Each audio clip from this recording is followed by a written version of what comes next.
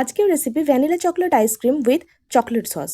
প্রথমেই একটা বড় বাটির মধ্যে গরম জল নিয়ে নিয়েছি। এবার একটা ছোট বাটিতে চকলেটের টুকরো নিয়ে সেটাকে বড় বাটির মধ্যে বসিয়ে চকলেটটাকে গলিয়ে নিয়েছি। এবার ওই গলিয়ে নেওয়া চকলেটটা কফির কাপের মধ্যে লাগিয়ে কাপগুলোকে ডিপ ফ্রিজের মধ্যে আধ ঘন্টার জন্য রেখে দিতে হবে চকলেটটা সেট হওয়ার জন্য। এইদিকে হাফ লিটার দুধ জাল দিয়ে তার মধ্যে গুঁড়ো দুধ, চিনি আর কাস্টার্ড পাউডার দিয়ে ভালো করে মিক্স করে সেই দুধটা ঠান্ডা করে নিতে হবে। কফির কাপগুলো ফ্রিজ থেকে বার করে দুধের মিক্সচারটা তার মধ্যে ঢেলে কাপের মুখগুলো ফয়েল পেপার দিয়ে বন্ধ করে একটা করে কাঠি ঢুকিয়ে দিতে হবে। এবার ডিপ ফ্রিজে কাপগুলো রেখে দিতে হবে 7 থেকে 8 ঘন্টার জন্য।